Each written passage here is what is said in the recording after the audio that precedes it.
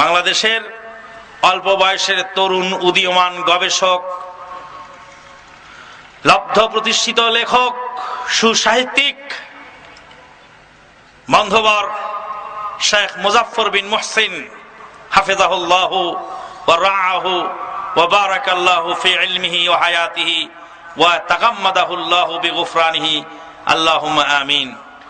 যদিও তার সুর তাল কম, কিন্তু তিনি কোরআন সুন্নাহ ভিত্তিক যে ন্যায়নিষ্ঠ আলোচনা করবেন, আপনারা মনোযোগ দিয়ে শুনবেন এবং প্রশ্নগুলি যা এখানে বাকি রয়েছে এই প্রশ্নগুলির উত্তর তিনি দিবেন।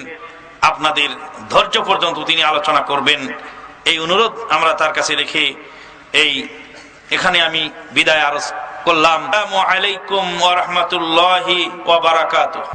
আসসালামু আলাইকুম ওয়া রাহমাতুল্লাহি ওয়া বারাকাতুহু। ইন্নাল হামদালিল্লাহ নাহমাদুহু ওয়া নাস্তাঈনুহু মান ইয়াহদিহিল্লাহু ফালা মুদিল্লা লাহু ওয়া মান ইউদ্লিল ফালা হাদিয়া লাহু ওয়া আশহাদু আন লা ইলাহা ইল্লাল্লাহু ওয়াহদাহু লা শারীকা লাহু ওয়া আশহাদু আন্না মুহাম্মাদান আবদুহু ওয়া রাসূলুহু। আম্মা বা'দু ফাআউযু বিল্লাহি মিনাশ শাইতানির রাজীম। ওয়া তাম্মাত কালিমাতু রাব্বিকা সিদকান ওয়া আদলা লা মুবাদদিলা লিকালিমাতিহি ওয়া হুয়াস সামিউল আলীম। عن سلمة بن أكوع قال سمعت رسول الله صلى الله عليه وسلم يقول من يقول علي ما لم أقل فليتبوأ مقعده من النار رواه البخاري। সম্মানিত সভাপতি, মুহতারাম উলামা কিরাম, সামনে উপবিষ্ট মুসলিম ভাতৃমণ্ডলী, সকলকে আমার পক্ষ থেকে আন্তরিক মোবারকবাদ জানাচ্ছি। আমার আলোচনার বিষয় সমাজে প্রচলিত জয়ীফ ও জাল হাদিস। এ বিষয়ের উপরে সংক্ষিপ্ত আলোচনা করার চেষ্টা করব ইনশাআল্লাহ। ওয়া তাওফীকি ইল্লা বিল্লাহ আলাইহি তাওয়াক্কালতু ওয়া ইলাইহি উনীব। রাত গভীর হয়েছে, তবে আপনাদেরকে একটু কষ্ট দেব, কারণ বহুদূর থেকে এসেছি। যারা উপস্থিত আছেন অল্প সময় ধৈর্য ধারণ করুন। আমি একান্তভাবে বিশ্বাসী আমাদের আলোচনা অবশ্যই আপনার জীবনে উপকার দেবে ইনশাআল্লাহ। সমাজে চারটি বিষয় সবচেয়ে ক্ষতি করেছে। মুসলিম উম্মার সবচেয়ে যে বিষয়টি ক্ষতি করেছে তার মধ্যে এক নম্বরে আছে জয়ীফ ও জাল হাদিস।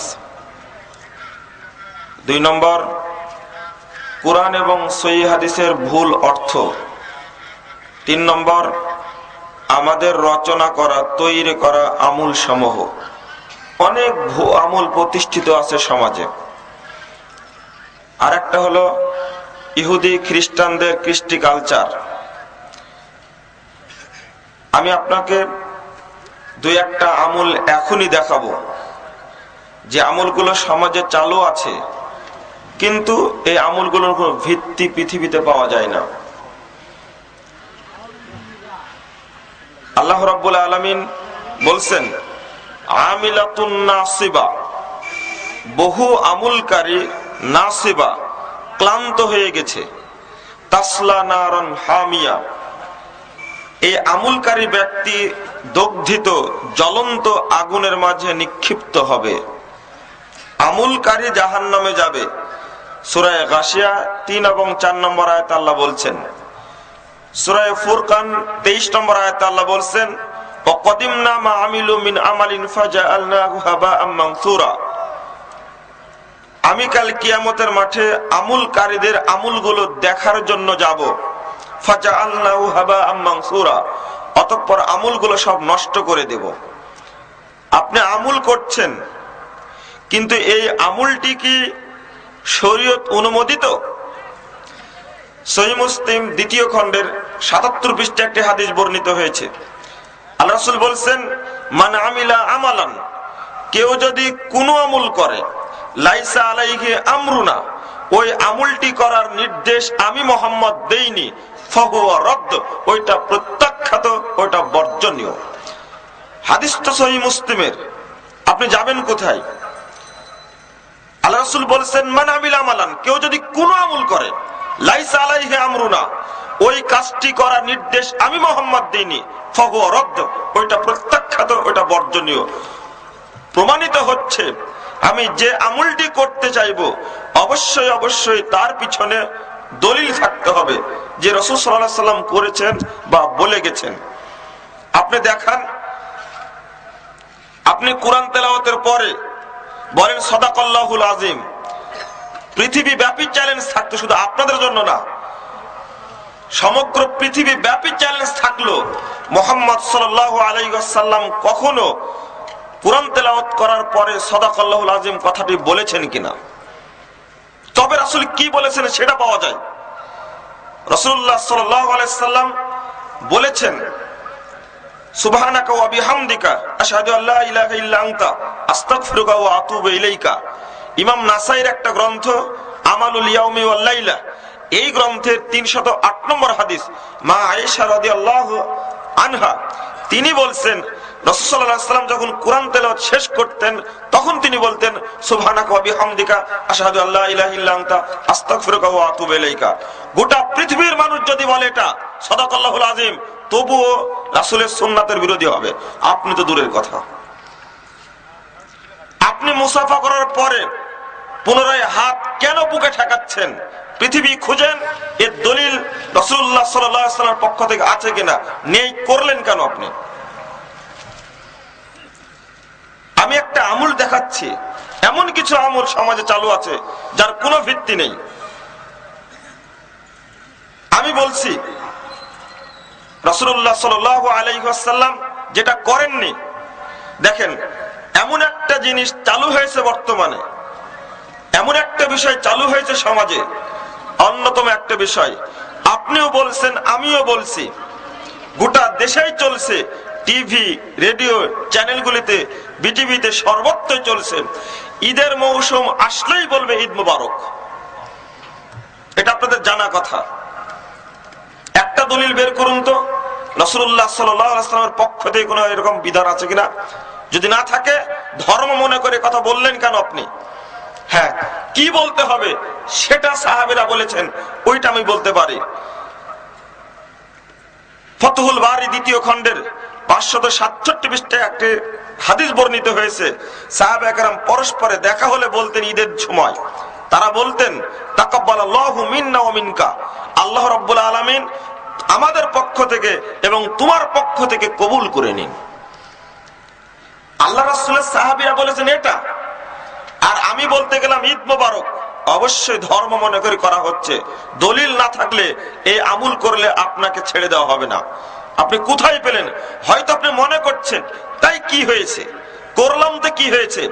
আজকে আমি চ্যালেঞ্জ ঘোষণা করে যাব, এমন একটি আমল যদি আপনি করেন যার পিছনে কোনো দলিল নেই, তার পরিণাম হবে অত্যন্ত ভয়াবহ। যা ইচ্ছা তাই করবেন মানে? আপনার তো সেই অনুমতি নেই, যা ইচ্ছা তাই করতে গেলেন কেন? অবশ্যই আপনাকে করতে হবে একটা রীতির উপরে। চলছে একটা আমল আর ওইটাকেই মনে করছেন এটাই ভালো আমল, এটা তো চলবে না।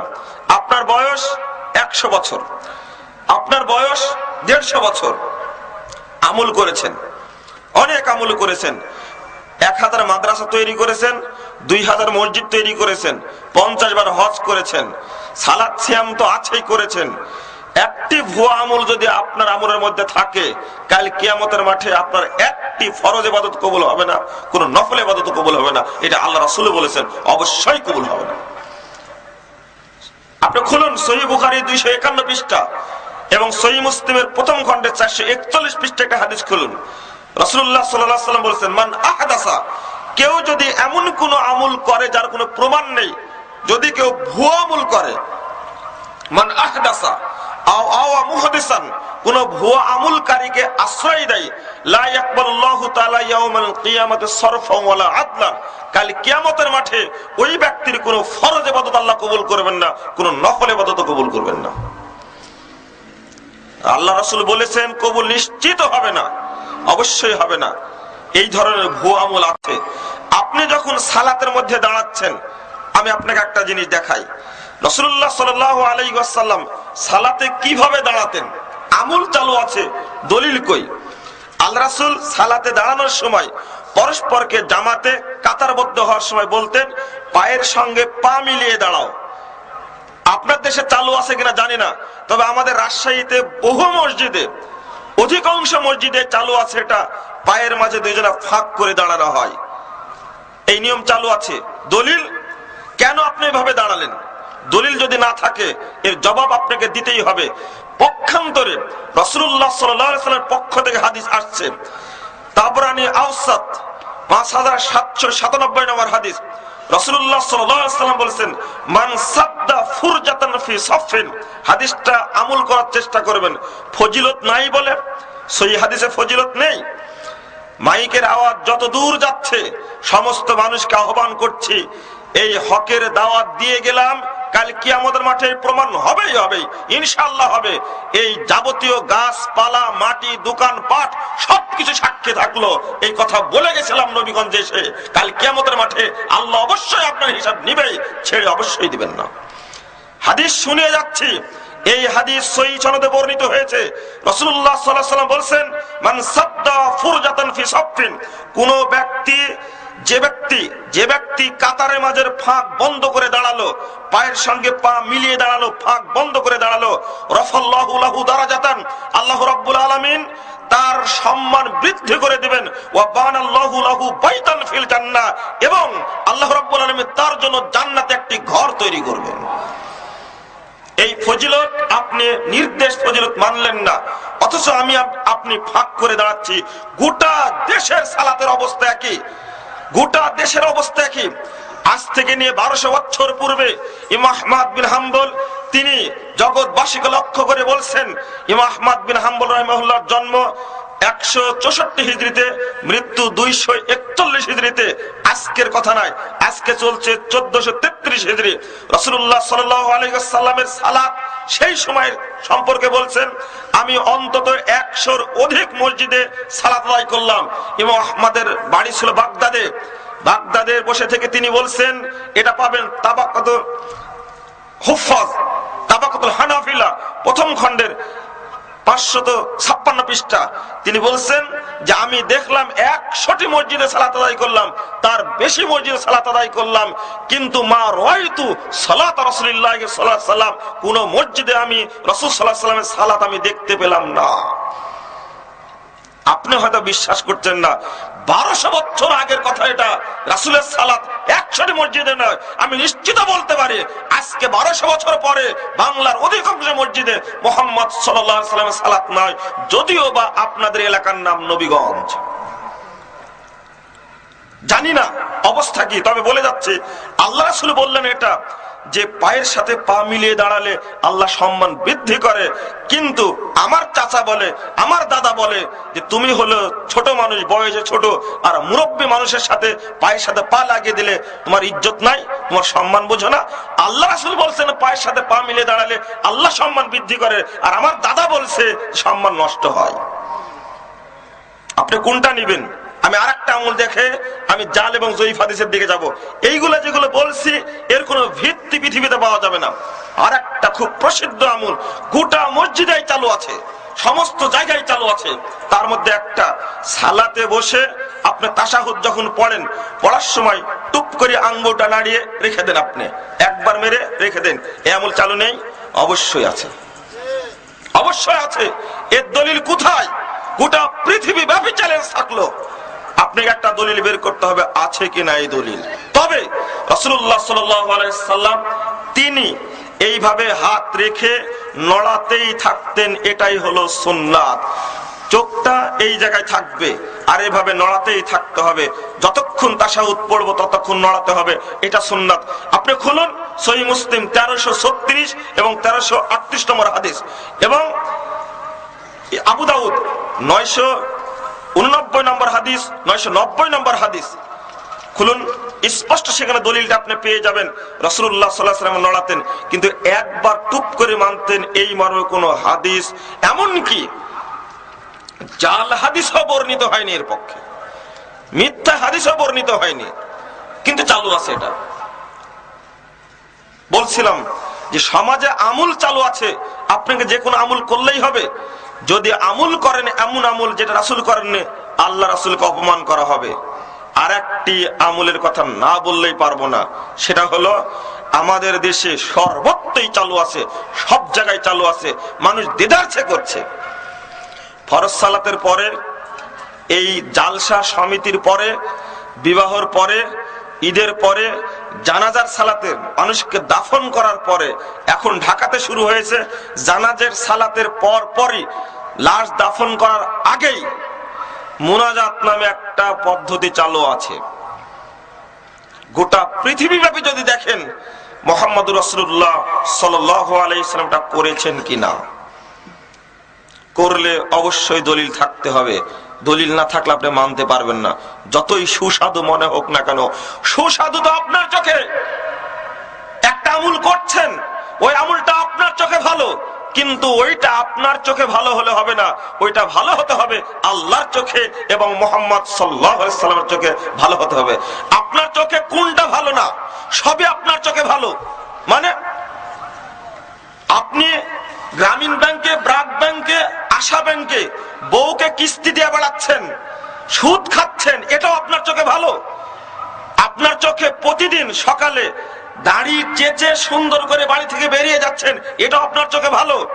আপনার বউকে, আপনার স্ত্রীকে বাড়ি থেকে নবীগঞ্জ বাজারে পাঠিয়ে দিচ্ছেন, আপনার বউয়ের কোনো কাপড় নেই, বুক খোলা, মুখ খোলা, মাথা খোলা, কাপড় নেই, এটাও আপনার চোখে ভালো।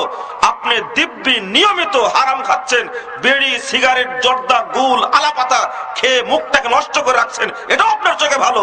আপনার কাছে তো সবই ভালো। আশ্চর্য, আপনার দ্বন্দ্ব ওই জায়গায় কেন? আপনি টাকনুইসে কাপড় পরে প্রতিদিন অফিসে যান, এটাও আপনার চোখে ভালো। আপনি দাড়ি সেটে একবারে নোংরা মার্খা মুখ নিয়ে আপনি যান যে না, এটাও আপনার চোখে ভালো। আমি বলছি যে আপনার চোখে কোনটা ভালো না? সবই তো ভালো দেখছি। শরীয়ত কি আপনার চোখে ভালো হবে? কখনোই না। আপনার চোখ দিয়ে শরীয়তকে দেখলে হবে না, শরীয়ত দেখতে হবে আল্লাহ এবং মুহাম্মদ রাসূলুল্লাহ সাল্লাল্লাহু আলাইহি ওয়াসাল্লাম চোখ দিয়ে দেখতে হবে কোনটা ভালো। আল্লাহ রাব্বুল আলামিন বলেছেন, লাকাদ কানা লাকুম ফি রাসূলিল্লাহি উসওয়াতুন হাসানাহ। গোটা পৃথিবীব্যাপী আল্লাহ রাব্বুল আলামিন পরিষ্কার করে বলেন, লাকাদ কানা লাকুম ফি রাসূলিল্লাহি উসওয়াতুন হাসানাহ। পৃথিবীর মধ্যে একমাত্র ব্যক্তি মুহাম্মদ সাল্লাল্লাহু আলাইহি ওয়াসাল্লামের মধ্যে রয়েছে তোমাদের জন্য সর্বোত্তম আদর্শ। পৃথিবীর কোন বৈজ্ঞানিক, কোন দার্শনিক, কোন পণ্ডিত, কোন মনীষী, কোন ফকিহ, কোন মুহাদ্দিস, কোন মুফাসসির, কোন পণ্ডিত, খতিব, বক্তা, এমপি, মন্ত্রী, মহাসচিব যাই হোক না কেন, মুহাম্মদ সাল্লাল্লাহু আলাইহি ওয়াসাল্লামের মতো শ্রেষ্ঠ ব্যক্তি পৃথিবীর আর কেউ হবে না।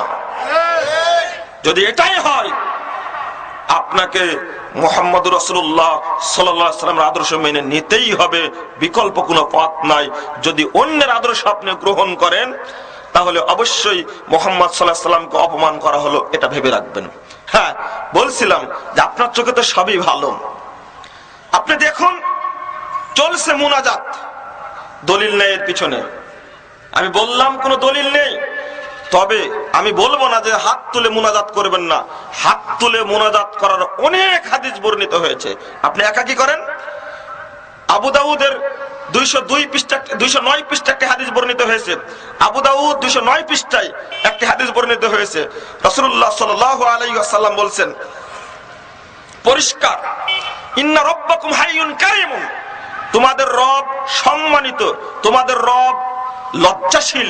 ইজা রাফাল আবদু ইয়াদাইহি, যখন কোন বান্দা আল্লাহর কাছে দুইখানা হাত তুলে, লা ইরদ্দুহুমা সিফরান, আল্লাহ রাব্বুল আলামিন তাকে খালি হাত ফেরত দেন না। সেই হাদিস বর্ণিত হয়েছে। আপনি হাত তুলে দোয়া করুন। রাসূলুল্লাহ সাল্লাল্লাহু আলাইহি ওয়াসাল্লাম কবরে পাড়ে গিয়ে তিনবার হাত তুলে দোয়া করলেন। সহিহ মুসলিম 313 পৃষ্ঠা খুলুন, হাদিসে বর্ণিত হয়েছে জিবরিল আমিন এসেছিলেন, আল্লাহ রাসূলকে বাকিউল গরকাতে নিয়ে গেলেন দোয়া করার জন্য। জান্নাতুল বাকি না কথাটি, বাকিউল গরকাত নিয়ে গেলেন। আল্লাহ রাসূল ওই স্থানে দাঁড়িয়ে তিনবার হাত তুলে দোয়া করলেন, এই মর্মে সহিহ হাদিস বর্ণিত হয়েছে।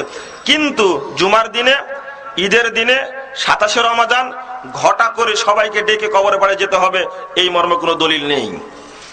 আপনি সকালে যান, আপনি দুপুরে যান, আপনি রাত্রিতে যান, আপনি 9টার সময় যান, আপনি 6টার সময় যান, আপনি বিকাল 3টায় যান, আপনি রাত 8টায় যান, যান, গিয়ে মায়ের কবরে পড়ে দাঁড়িয়ে হাত তুলে দোয়া করেন, বাংলা ভাষায় করেন, আল্লাহ আমার বাপ হয়তো অনেক পাপ করে গেছে, তুমি আমার বাপকে মাফ করো, আমার বাপকে জান্নাতবাসী করে। পাওয়া যাবে না? করুন, আপনি আপত্তি নেই। ঘটা করে করতে হবে এর কোনো প্রমাণ পাওয়া যায় না। তবে আমি একটা জিনিস বুঝাইনি এই জায়গাতে, সেটা হলো মোনাজাত কি জিনিস। আপনার সুন্নাত সালাতের পরে মোনাজাত করেন, হাত তুলে দোয়া করেন। হাদিস, আল্লাহ রাসূল সাল্লাল্লাহু আলাইহি সাল্লামের মাথার উপরে আবু জেহেল ভুঁড়ি চাপিয়ে দিয়েছিল, এই ঘটনা জানেন না আপনারা? সহিহ বুখারী 550 পৃষ্ঠায় বর্ণিত হয়েছে। আমি আবার বলছি, রাসূলুল্লাহ সাল্লাল্লাহু আলাইহি সাল্লাম যখন মক্কায় সিজদা দিলেন ঘরে, তখন আবু জেহেল ভুঁড়ি চাপিয়ে দিয়েছিল, এই ঘটনা জানেন তো আপনারা? অবশ্যই জানেন। আমার বক্তব্য মনে হয় বুঝছেন না আপনারা, না, কোন সাড়া শব্দ নাই। মনে হয় আমারও আশঙ্কা হচ্ছে যে আমার ভাষা হলো রাজশাহীর, আমি চাচ্ছি এই নরমাল ভাষায় কথা বলতে, কিন্তু আপনাদের ভাষা আমি বুঝছি না। আল্লাহ রাসূল সাল্লাল্লাহু আলাইহি সাল্লামের মাথার উপরে ভুঁড়ি চাপিয়ে দিয়েছিল আবু জাহাল, এটা বর্ণিত হয়েছে 550 পৃষ্ঠা সহিহ বুখারী। সেখানে আল্লাহ রাসূল যখন ফাতেমা রাদিয়াল্লাহু আনহা তিনি মাথা থেকে ভুঁড়িটা নামিয়ে দিলেন, আল্লাহ রাসূল মাথা তুলে দোয়া করেছিলেন, সেই দোয়াটা করেছিলেন হাত তুলে। আল্লাহ রাসূল বলেছেন, আল্লাহুম্মা আলাইকা বিকুরাইশ, আল্লাহুম্মা আলাইকা বিকুরাইশ, আল্লাহুম্মা আলাইকা বিকুরাইশ, আল্লাহুম্মা আলাইকা বিআবি জাহাল। এই মর্মে 7 জন ব্যক্তির বিরুদ্ধে দোয়া করেছেন। 7 জনের একজনও টিকতে পারেনি, বদরের প্রান্তরে সবগুলো 60 হয়ে পড়ে গেছিল। এই হাত তুলে দোয়া করেছিলেন। এই রিওয়ায়াতটা এসেছে আল বিদায়া ওয়ান নিহায়া, সহিহ বলেছেন নাসিরউদ্দিন আলবানী রাহিমাহুল্লাহ, সহিহ ফিকহুস সিরা 51 নম্বর পৃষ্ঠায় তিনি বলেছেন হাদিসের সনদ সহিহ, আপনি হাত তুলে দোয়া করতে পারেন। তবে মুনাজাত শব্দটা আমরা বুঝি না, মুনাজাতটা কি জিনিস। সহিহ বুখারীতে একটা হাদিস বর্ণিত হয়েছে 58 পৃষ্ঠায়, 58 পৃষ্ঠায় একটা হাদিস বর্ণিত হয়েছে। রাসূলুল্লাহ সাল্লাল্লাহু আলাইহি সাল্লাম বলেছেন, ইন্না আহাদাকুম ইযা ক্বামা ফি সালাতিহি, আমার দিকে লক্ষ্য রাখুন। এখন কোন দিকে লক্ষ্য করা চলবে না। আপনাদের সময়ের যেমন দাম আছে, অবশ্যই আমাদেরও সময়ের দাম আছে। যদিও এসেছি খুব দেরি করে, দুর্যোগের মধ্যে থেকে, যেটা আমানুল্লাহ বিন ইসমাইল শেখ বলে গেছেন। এখন ধৈর্য ধরে দুটা কথা বলতে হবে এবং আপনাকে শুনতে হবে। আল্লাহ রাসূল বলেছেন, ইন্না আহাদাকুম ইযা ক্বামা ফি সালাতিহি, নিশ্চয় তোমাদের কেউ যখন তার সালাতে দাঁড়ায়, ফাইন্নাহু ইউনাজি, নিশ্চয় সে মুনাজাত করে রব্বাহু, তার রবের সঙ্গে। কখন মুনাজাত করে? সালাতে যখন দাঁড়ায় তখন মুনাজাত করে। কতক্ষণ করে এটা শুনুন। সহিহ বুখারী প্রথম খণ্ডের 59 পৃষ্ঠায় একটা হাদিস বর্ণিত হয়েছে। আল্লাহ রাসূল বলেছেন, ইন্না আহাদাকুম ইযা ক্বামা ফিস সালাত, তোমাদের মধ্যে কেউ যখন সালাতে দাঁড়ায়, ফালা ইয়াবসুক আমামাহু, সে যেন তার সামনে থুতু না ফেলে। বুঝছেন তো ভাষা? থুতু যেন না ফেলে। কেন? ফাইন্নাহু ইউনাজিল্লাহ, এখন সে আল্লাহর সঙ্গে মোনাজাত করছে, মা দামা মুসাল্লাহু, যতক্ষণ সালাতের মধ্যে থাকে। কিভাবে করে? সহিহ মুসলিম প্রথম খণ্ডের 169 এবং 70 পৃষ্ঠা একটা হাদিস বর্ণিত হয়েছে, বড় হাদিস। আল্লাহ রাব্বুল আলামিন বলেন, আল্লাহ রাসূল বলেন, ক্বালা আল্লাহু তাআলা, আল্লাহ তাআলা বলেন, কসমতু সলাতা বাইনি ওয়া বাইনা আবদি নিফসাইন, আমি সালাতকে, আমি নামাজকে 2 ভাগে ভাগ করেছি, এক ভাগ আমার জন্য, এক ভাগ বান্দার জন্য। ওয়াইদা ক্বালা আবদু আলহামদুলিল্লাহি রাব্বিল আলামিন, বান্দা যখন বলে যাবতীয় প্রশংসা জগৎ সমূহের প্রতিপালক আল্লাহর জন্য, ক্বালাল্লাহু তাআলা হামিদানি আবদি, তখন আল্লাহ তাআলা জবাবে বলেন, আমার বান্দা আমার প্রশংসা করলো। ওয়াইদা ক্বালাল আবদু আর রহমানির রহিম, যখন বান্দা বলে পরম করুণাময় দয়ালু আল্লাহ তাআলা, ক্বালাল্লাহু তাআলা, আল্লাহ তাআলা তখন বলেন, আসনা আলাইয়া আবদি, আমার বান্দা আমার গুণগান করলো। ওয়াইদা ক্বালাল আবদু মালিক ইয়াউমিদ্দিন, বান্দা যখন বলে যে বিচার দিবসের মালিক একমাত্র আল্লাহ তাআলা, ক্বালাল্লাহু তাআলা, আল্লাহ তাআলা বান্দাকে জবাবে বলেন, মাজ্জাদানি আবদি, আমার বান্দা আমাকে সম্মান দান করলো। বলুন, আপনি মুনাজাত করছেন, আল্লাহ মুনাজাতের জবাব দিচ্ছেন, এটাই হলো চুপি চুপি কথা। মুনাজাত কি হচ্ছে? 7টা স্থানে মুনাজাত হয়, 7টা স্থানে হাত বেঁধে রুকুতে গিয়ে, রুকু থেকে উঠে সেজদায় গিয়ে 2 সেজদার মাঝখানে আল্লাহুম্মা গফিরলি ওয়ারহামনি ওয়াহদিনি ওয়াজবুরনি ওয়াআফিনি ওয়ারযুকনি, এটা একটা দোয়া। এরপরে শেষ রাকাতে কুনুতে নাজেলা বা কুনুতুল বেতরে পড়েন, বেতরের সালাতে কুনুত পড়েন না আপনারা? এই সময় একটা হাত তুলে বা হাত না তুলেই আপনারা কুনুত পড়েন, এই একটা স্থান দোয়া। সর্বশেষ হলো তাশাহুদে বসে আপনি যত ইচ্ছা তত দোয়া করতে পারেন। রাসূলুল্লাহ সাল্লাল্লাহু আলাইহি ওয়াসাল্লাম বলেন, সুম্মা, যখন তোমার তাশাহুদ শেষ, যখন তোমার দরুদ শেষ হয়ে গেল, সুম্মা লিয়াতাখায়্যার মিনাদ দুআ মা শা মা আজাবা আলাইহি।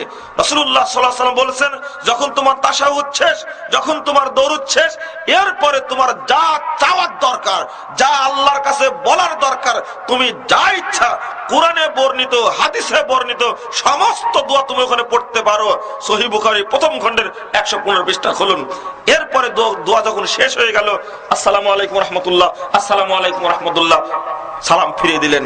বলুন তো, মোবাইলে আপনি কথা বলছিলেন, বলতে বলতে মোবাইলে কথা বলতে বলতে যখন আপনি বলছেন, সালাম দিলেন আসসালামু আলাইকুম, ঢাকা থেকে বলছে ওয়া আলাইকুম আসসালাম, কোথায় আছেন? আমি ঢাকায় আছি, কেমন আছে? কথা শেষ হয়ে গেল, পরে যখন লাইন কেটে দিলেন, এরপরে আর কথা হবে? এটাই তো মোনাজাত হলো। এরপরে হবে জিকির। যখনই সালাম ফিরিয়ে দিলেন, তখন যে দোয়াটি পড়ি আমরা, যে দোয়াটি পড়ি, সেই দোয়াটি কি? রব্বানা আতিনা ফিদ দুনিয়া হাসানা ওয়া ফিল আখিরাতি হাসানাতাও ওয়া কিনা আযাবান নার, রব্বানা ফাগফির লানা যুনুবানা ওয়া কাফফির আন্না সাইয়্যাতিনা ওয়া তাওয়াফানা মা'আল আবরার, রব্বানা যালামনা আনফুসানা ওয়া ইল্লাম তাগফির লানা ওয়া তারহামনা লানাকুনান্না মিনাল খাসিরিন। আবার বলেন না যেন এরা দোয়াই জানে না, তাই দোয়া তুলে দিয়েছে। এটা ভুল। আমি বলবো, এই দোয়াগুলো যে পড়েন সালাম ফিরানোর পরে, মুহাম্মদুর রাসূলুল্লাহ সাল্লাল্লাহু আলাইহি ওয়াসাল্লাম কি পড়েছেন এই দোয়াগুলি? আমি আজকে দেখিয়ে দিয়ে যাচ্ছি আপনাকে, রাসূল সাল্লাল্লাহু আলাইহি ওয়াসাল্লাম এই দোয়াগুলো সালাম ফিরানোর আগে পড়েছেন, সালাম ফিরানোর পরে পড়েননি। আগে পড়েছেন রব্বানা আতিনা ফিদ দুনিয়া হাসানা ওয়া ফিল আখিরাতি হাসানাতাও ওয়া কিনা আযাবান নার। এই দোয়া আল্লাহ রাসূল পড়েছেন সালাম ফিরানোর আগে। হাদিস মাজমাউজ যাওয়ায়েদ, মাজমাউজ যাওয়ায়েদ 2 নম্বর খণ্ডের 214 পৃষ্ঠা খুলুন, হাদিস পাবেন। রাসূলুল্লাহ সাল্লাল্লাহু আলাইহি ওয়াসাল্লাম আগে পড়েছেন, সালামের আগে। সালামের পরে হবে দোয়া, জিকির হবে। আল্লাহ রাব্বুল আলামিন বলেন এই মর্মে, সোজা কথা শুনে নিন। আল্লাহ রাব্বুল আলামিন বলেন, ইদা ফাইদা কদাইতুমুস সালাহ, যখন তোমরা সালাত শেষ করবে, ফাজকুরুল্লাহ, তখন জিকির করো, কিয়ামাও, দাঁড়িয়ে দাঁড়িয়ে করো, কুউদান, বসে বসে করো, ওয়া আলা জুনুবিকুম, অথবা তোমরা শুয়ে শুয়ে করো। সূরা নিসা 103 নম্বর আয়াত। হ্যাঁ, আমি আলোচনা করতে যাচ্ছিলাম অন্যদিকে, কিন্তু মাঝখানে কথাটি বলার জন্য আসলাম এই দিকে যে মানুষ আমল করছে বটে, কিন্তু ওই আমলের পক্ষে কোনো দলিল পাওয়া যায় না। দলিলবিহীন আমল করতে গেলেই সমস্যাটা হবে। আল্লাহ রাব্বুল আলামিন বলছেন, পরিষ্কার ভাষায় বলছেন, পরিষ্কার ভাষায় বলছেন আল্লাহ রাব্বুল আলামিন, কুল হাল নুনাব্বিকুম বিল আখসারিনা আমালা, আমি কি তোমাদেরকে জানিয়ে দেব, হে মুহাম্মদ আপনি বলুন, আমি কি তোমাদেরকে বলিয়ে দেব আখসারিনা আমালা, অনেক ক্ষতিগ্রস্ত ব্যক্তি সম্পর্কে। আমলকারী ক্ষতিগ্রস্ত হচ্ছে, আল্লাযিনা দাল্লা সাইয়ুহুম ফিল হায়াতিদ দুনিয়া, যারা দুনিয়াবী জীবনে ক্ষতিগ্রস্ত হচ্ছে, পথভ্রষ্ট হচ্ছে আমল করে, অহুম ইয়াহসাবুনা আন্নাহুম ইয়াহসুনুনা সুনা, অথচ মনে করছে আমরা ভালো আমলই করে যাচ্ছি। সুতরাং আমি আপনাদের অনুরোধ করব, আমল দেখে করতে হবে। তার মধ্যে অন্যতম একটা আমল চালু আছে সমাজের বুকে, জয়ীফ এবং জাল হাদিস। এবং জয়ীফ ও জাল হাদিসের কারণে গোটা মুসলিম উম্মার ঐক্য ভেঙে খান খান হয়ে গেছে। ঐক্য নাই। ঐক্য আপনাকে টিকিয়ে রাখতে হবে কিভাবে? আপনি বলবেন, মনে করছেন যে জয়ীফ এবং জাল হাদিসের মধ্যে ঐক্য নষ্ট হয়েছে, মানে হ্যাঁ, ঐক্য নষ্ট হয়েছে। সব জায়গায় গোটা বাংলাদেশের চিত্র একরকম হয়ে গেছে। এই রকমই হয়ে গেছে বাংলাদেশের চিত্র। আমার সাথে আপনার মিল নেই, আপনি একটা আমল করছেন, ওই আমলটি আমি আলাদাভাবে করছি, এরকম আছে না বাংলাদেশে? আছে মানে কি, সর্বত্রই। যদি আকীদাগত দিক দেখতে যায়, বাংলাদেশের অধিকাংশ মানুষই আকীদার অনুসারী, আমার বাপদাদার আকীদার অনুসারী। যেমন যদি এই উদাহরণ দেই, গোটা দেশের মানুষের আকীদা হলো যত কল্লা তত আল্লাহ। এই আকীদা আছে কিনা বলতে? অধিকাংশ অবশ্যই আছে। গোটা দেশের আকীদা সম্পর্কে যদি এই ধারণা হয় যত আল্লাহ তত আল্লাহ, অবশ্যই এটা একটা হাদিস। আপনি বলবেন যে আশ্চর্য, হাদিস মানে? হ্যাঁ, এটা হাদিস। তো যদি হাদিস জাল না করা হতো, গোটা পৃথিবীর মানুষ বিশ্বাস করত আল্লাহ রাব্বুল আলামিন আছেন আরশের উপরে সমাসীন। আল্লাহ বলে দিয়েছেন আর রহমান আলাল আরশি ইস্তাওয়া, রহমান আল্লাহ হলেন আরশের উপরে সমাসীন। সূরা তাহা 5 নম্বর আয়াত আল্লাহ নিজেই বলেছেন আল্লাহ আরশের উপরে সমাসীন। কিন্তু আমি এবং আপনি একটা জাল হাদিস তৈরি করলাম। বহুদিন পূর্বে হাদিস তৈরি করা হয়েছে কুলুবুল মুমিন আরশুল্লাহ, মুমিনদের হৃদয়গুলো হলো আরশ। আল্লাহ যেহেতু আরশ আছে, মুমিনদের হৃদয়টাকে আরশ বানায় দিলাম। তো যত মুমিন আছে তত মুমিনের ভিতরে আল্লাহ আছে। আরেকটা জিনিস, আল কলবু বাইতুর রব্বে, অন্তর হলো আল্লাহর ঘর। আর প্রত্যেকটা জিনিসের অন্তর আছে, আছে না অন্তর? এই মোবাইলের একটা অন্তর আছে না? কি এটা? সিম কার্ড, মেমোরি কার্ড আছে। এখানেও আল্লাহ আছে। এই মাইকটার মধ্যেও আল্লাহ আছে। আল কলবু বাইতুর রব্বে, আমি বলছি না কুলুবুল মুমিন আরশুল্লাহ, মুমিনদের হৃদয় হলো আল্লাহর আরশ। এই মিথ্যা কথাটা তৈরি হয়েছে বহুদিন পূর্বে। তাফসিরে হাক্কি নামক একটা গ্রন্থ আছে, এই গ্রন্থের 4 নম্বর খণ্ডের 50 পৃষ্ঠায় আলোচনা করা হয়েছে। আর এটাকে জাল কথা বলেছেন আল্লামা ইমাম সাগানি প্রথম খণ্ডের 70 নম্বর সিরিয়ালে নিয়ে আসছে 50 পৃষ্ঠায় প্রথম খণ্ডের। আপনি দেখুন আলোচনা। আরেকটা হলো প্রত্যেকটা জিনিসের অন্তর আছে, আর অন্তরটাই হলো আল্লাহর ঘর। এই জন্য তো বলা হয় যত আল্লাহ তত আল্লাহ। এটা হলো হিন্দুদের আকীদা, হিন্দুদের ধারণা। হিন্দুদের বিশ্বাস হলো যেদিকে দেখতে পাবে তাকাবে সেই দিকে ঈশ্বরকে দেখতে, ভগবানকে দেখতে পাবে। মানে আপনারা জানেন হরির উপরে হরি, হরি শোভা পায়, হরিকে দেখিয়া হরি হরিতে লুকায়। আপনারা তো জানেন, দেখছি। বলুন তো সবগুলোই কি হরি হয়ে গেল না? যদি যেদিকে তাকাও সেদিকে আল্লাহকে দেখতে পাবে, তুমি ঈশ্বরকে দেখতে, ভগবানকে দেখতে পাবে। এই আকীদা কি মুসলমানদের আকীদা? বহুদিন পূর্বে তৈরি করা হয়েছে। হরির উপর হরি, হরি শোভা পায়, হরিকে দেখিয়া হরি হরিতে লুকায়। এটা তো আপনারা জানলেন। এই আকীদা কি মুসলমানদের আকীদা? যে না, আল্লাহ কোথায় আছেন? আরশের উপরে। আল্লাহর দৃষ্টি, আল্লাহর ক্ষমতা, আল্লাহর শক্তি সর্বত্র বিরাজমান। আরেকটা যদি আকীদা দেখায় আপনাকে, আমরা বলছি আল্লাহ নিরাকার সত্তা, আল্লাহর আকার রয়েছে।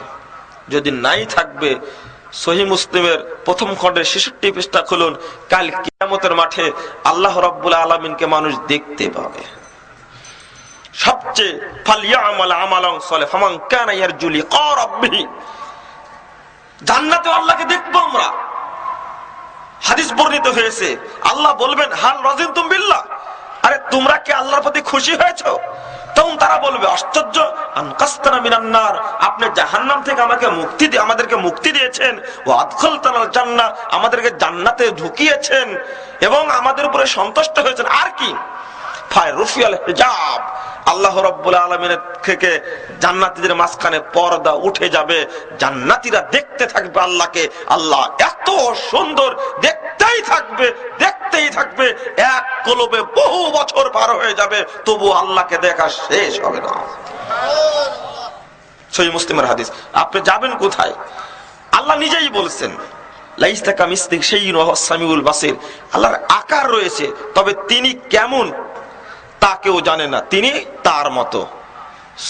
সূরা 11 নম্বর আয়াত, সূরা সূরা। আল্লাহ বলছেন, ইহুদিরা বলল, মায়েদা 64 নম্বর আয়াত, ইয়াদুল্লাহি মাগলুলা, আল্লাহর হাত বন্ধ হয়ে গেছে। তাহলে ইহুদিরা বিশ্বাস করতে যে আল্লাহর হাত আছে। আপনি বা আমি বিশ্বাস করছি এই হাত মানে কুদরতি হাত। কে বললো আপনাকে কুদরতি হাত? এটা কে শিক্ষা দিল? বহু হাদিসে আসছে আল্লাহর পা আছে, তাহলে আকার আছে, তবে কেমন তিনি জানেন। বিশ্বাস রাখে আল্লাহর আকার আছে, তবে তিনি কার মতো? তার মতো। এটাই ইয়ালিকু বি জালালি। ইমাম মালিক জবাব দিচ্ছিলেন, আল ইস্তিওয়া মারুফুন, আল্লাহ আরশের উপরে সমাসীনটা স্পষ্ট, ওয়াল কাইফু মাজহুলুন, তিনি কিভাবে আছেন অস্পষ্ট। আল ঈমানু বিহি ওয়াজিবুন, এইভাবে ঈমান আনাটা ওয়াজিব। আসওয়ালু আনহা বিদআতুন, এই ব্যাপারে প্রশ্ন করাই হলো বিদআত। কি চমৎকার জবাব দিয়েছেন দেখছেন, কি চমৎকার। আজকের না, ইমাম মালিকের জন্ম হলো 93 হিজরি, মৃত্যু হলো 179 হিজরিতে। চিন্তা করুন কি দারুণ একটা দার্শনিক জবাব তিনি দিয়েছেন সেই যুগে, আর আজকে আমরা বিশ্বাস করি না। হ্যাঁ, যদি এই জাল হাদিস না থাকতো সবাই বিশ্বাস করতো একটি, গোটা দেশের মানুষের আকীদা হলো নবী মুহাম্মদ সাল্লাল্লাহু আলাইহি ওয়াসাল্লাম নূরের তৈরি, ঠিক না? দেখেন কলেজের মাস্টারকে জিজ্ঞেস করেন, এটা বিশ্বাস করে? অবশ্যই বিশ্বাস করে। অথচ রাসূলুল্লাহ সাল্লাল্লাহু আলাইহি ওয়াসাল্লাম কিসের তৈরি? মাটির তৈরি। আল্লাহ নিজেই বলছেন, কুল ইন্নামা আনা বাশারুন, হে মুহাম্মদ সাল্লাল্লাহু আলাইহি ওয়াসাল্লাম আপনি বলুন আমি কেবল মাটির মানুষ মাত্র। কথাটা বুঝেন, আল্লাহ নিজেই বলেছেন মাটির মানুষ মাত্র। আল্লাহ বললেন মাটির মানুষ মাত্র, তুমি বলো এটা আমি মাটির মানুষ মাত্র। তারপরে বলছেন মিসলুকুম, তোমাদের মতো। আর সন্দেহ থাকে? এরপরে কেন বললাম আল্লাহ রাসূল নূরের তৈরি? হ্যাঁ, হাদিস আছে তো। হাদিস আছে মানে দেখেন, বিশ্ব নবীর মধ্যে গোলাম মোস্তফা লিখে রেখেছেন, আউয়ালু মা খালাকাল্লাহু নূরি, আল্লাহ সর্বপ্রথম আমার নূরকে সৃষ্টি করেছেন। আল্লাহ রাসূলের, আল্লাহর নূর থেকে রাসূলকে সৃষ্টি করলেন। এই নূরটাকে ভাগ করলেন 4 ভাগে। 4 ভাগের মধ্যে থেকে সৃষ্টি করলেন 1 ভাগ দিয়ে আসমান এবং জমিনকে সৃষ্টি করলেন, 7 আসমান 7 জমিনকে সৃষ্টি করলেন। এই মর্মে একটা আলোচনা আসছে কাশফুল খাফার মধ্যে 876 নম্বর বর্ণনা। কাশফুল খাফার লেখক বহুদিন পূর্বে একটা মিথ্যা কথা বলেছেন। উপমহাদেশের একজন ব্যক্তি মিথ্যা কথা বলেছেন, আল্লাহ সর্বপ্রথম নবীর নূরকে সৃষ্টি করেছেন, এই কথাটি যে মিথ্যা, এই উপমহাদেশে একজন জগৎ বিখ্যাত পণ্ডিত আছেন আব্দুল হাই লাখনবী হানাফি রাহিমাহুল্লাহ। তিনি তার বই আল আসারুল মারফুয়া ফিল আখবারিল মাউদুআ, জাল হাদিসের একটা গ্রন্থে লিখছেন তিনি। এই গ্রন্থের 43 পৃষ্ঠায় আলোচনাটা করেছেন যে প্রথম তৈরি করেছেন আল্লাহ নবীর নূরকে, এটা একটা মিথ্যা কথা। তিনি নিজেই বলেছেন, আমি ওর আগের দিকে যাচ্ছি না। এই কথা তৈরি না হলে, এবং বিশ্ব নবীর মধ্যে গোলাম মোস্তফা লিখেছেন, এটা আরবিতেই লিখছেন, বাংলা উচ্চারণ করে আপনি দেখবেন। যদি এই জাল হাদিস না থাকতো পৃথিবীর সকল মানুষ বিশ্বাস করতেন মুহাম্মদ সাল্লাল্লাহু আলাইহি ওয়াসাল্লাম মাটির তৈরি।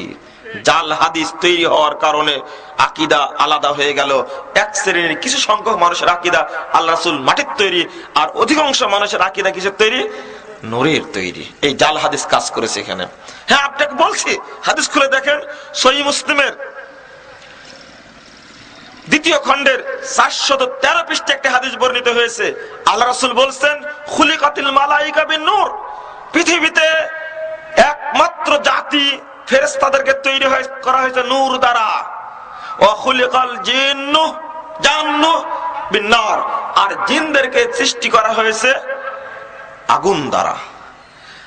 ও খুলিকা আদম মিম্মা বুসিফা লাকুম, সহিহ তিরমিজিতে আসছে বিতুরাব, অর্থাৎ আল্লাহ রাব্বুল আলামিন আদম আলাইহিস সালামকে সৃষ্টি করেছেন মাটি দ্বারা। বলুন, মুহাম্মদ সাল্লাল্লাহু আলাইহি ওয়াসাল্লাম আদমের সন্তান না অন্য কারো সন্তান? আদমের সন্তান না? সুতরাং আদম তৈরি হয়েছে মাটি দ্বারা, মুহাম্মদ সাল্লাল্লাহু আলাইহি ওয়াসাল্লাম তৈরি হয়েছে কি দ্বারা?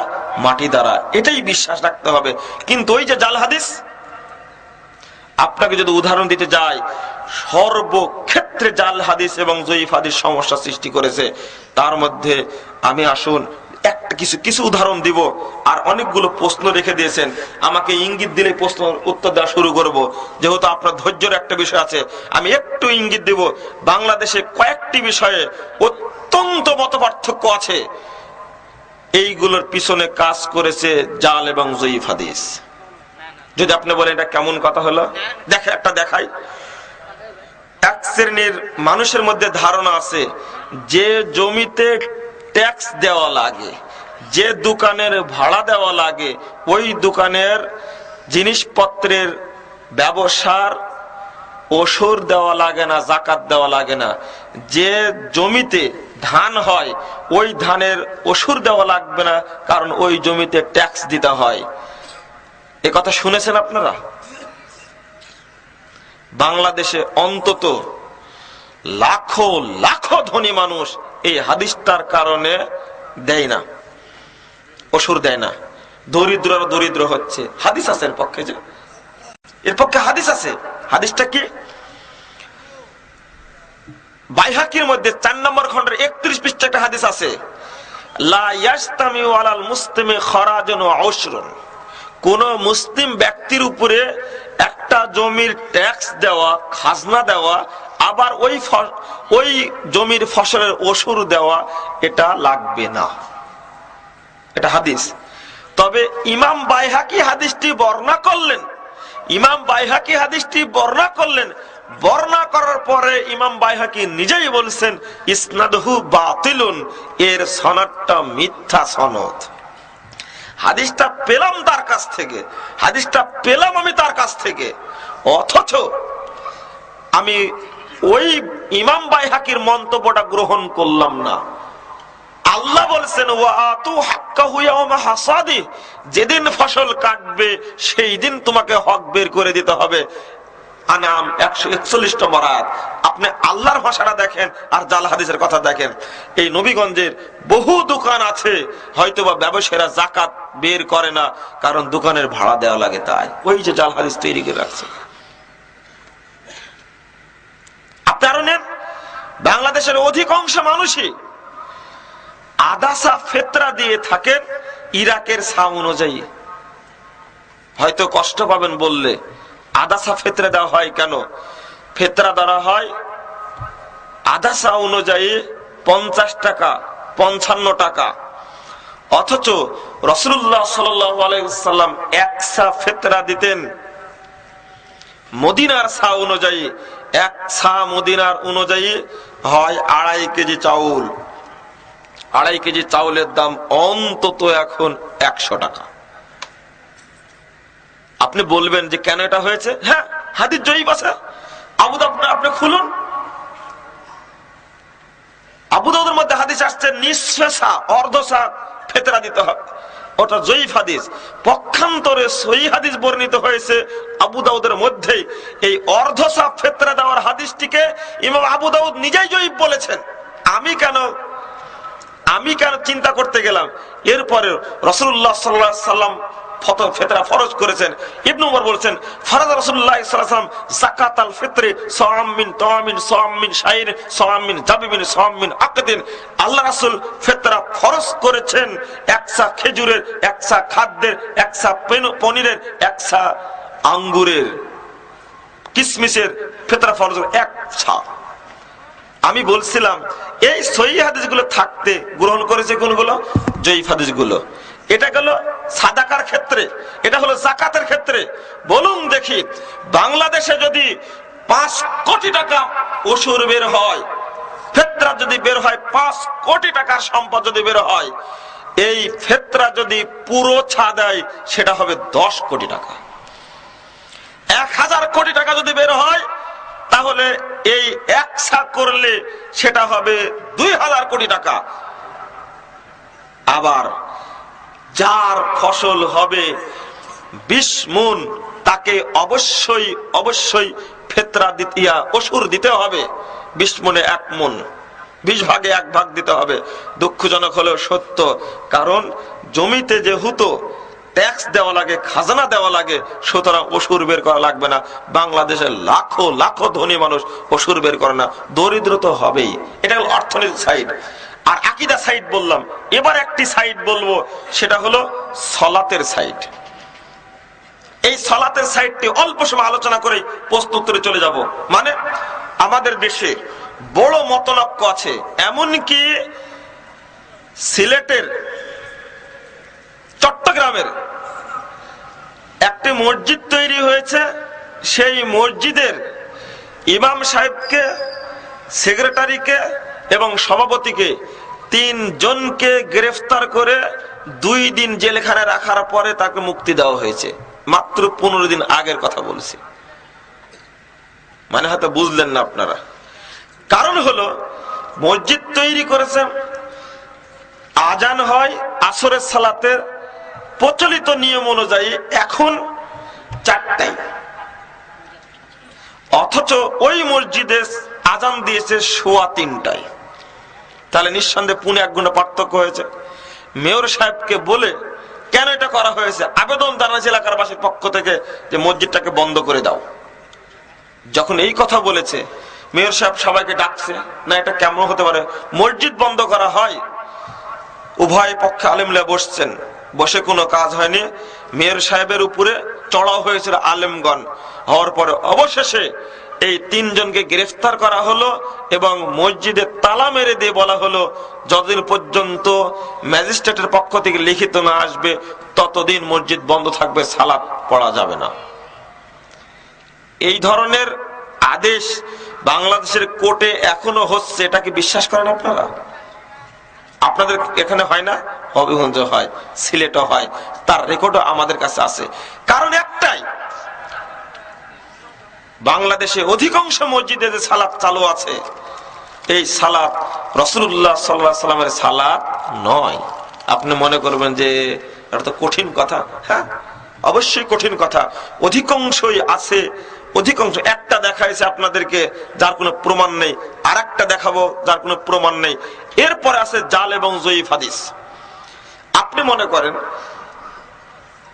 অজুতে সমস্যা আছে অনেকগুলো, আমি অজুর দিকে যাব না, আমি যাব সালাতের দিকে। অজু করা হয়ে গেছে আপনার, এখানে বাংলাদেশের মানুষকে শিখানো হয়েছে, শুনুন, শিখানো হয়েছে অজুর দোয়া হলো বিসমিল্লাহির রহমানির রহিম, আল ইসলামু হাক্কুন ওয়াল কুফরু বাতিনুল, আল ঈমানু নূরুন ওয়াল কুফরু যুলমাতুন। দেখেন মনসুর ভাই, এটা ঠিক না? দোয়া আছে না? আছে, আপনার এলাকায় আছে, আমাদের এলাকাতেও আছে। রাজশাহী বিশ্ববিদ্যালয়ের ছাত্র আমি, সেখান থেকে অনার্স মাস্টার্স করেছি, এখন গবেষণা করছি। রাজশাহী বিশ্ববিদ্যালয়ের গেটে এই বড় দোয়াটি লেখা আছে। মসজিদের ইমাম সাহেবকে, যিনি প্রধান ইমাম, তাকে জিজ্ঞেস করলাম কেন্দ্রীয় মসজিদের, যে হুজুর এই যে গেটে যে লেখা আছে এই দোয়াটা ওযুর দোয়া, হাদিসে কোথায় আছে? হুজুর গেলেন খেপে আমার উপরে। তা বললাম না, এটা আপনার দায়িত্ব, অবশ্যই আপনাকে বলতে হবে যে দোয়াটি কোন হাদিস দ্বারা প্রমাণিত। তবে কোথায় লিখেছেন সেটা পাওয়া যাবে। পূর্ণাঙ্গ নামাজ একটা বই আছে মাওলানা আশরাফ আলী থানভী রহমাহুল্লাহ, এই বইয়ের 41 পৃষ্ঠায় দোয়াটি উল্লেখ করেছেন। কোনো দলিল নেই। অজুর প্রত্যেকটি অঙ্গ ধোয়ার সময় প্রত্যেকবার দোয়া পড়তে হবে, এটা একটা মিথ্যা দলিল। আজকের নয়, আজ থেকে 1200 বছর পূর্বে একটা হাদিস গ্রন্থ রচিত হয়েছে। সেই গ্রন্থটি হলো আল আহাদিসুদ দাঈফা ওয়াল বাতিলা, জাল হাদিসের গ্রন্থে 51 পৃষ্ঠা আলোচনা করতে গিয়ে প্রত্যেক অঙ্গে ধোয়ার সময় প্রত্যেক দোয়া পড়ার বর্ণনাকে জাল বলেছেন। অজু করার সময় আরো কিছু পদ্ধতি অবলম্বন করা হয়, তার মধ্যে একটি হলো যে অজু করতে হলে আপনাকে বসতে হবে উঁচু জায়গার উপরে।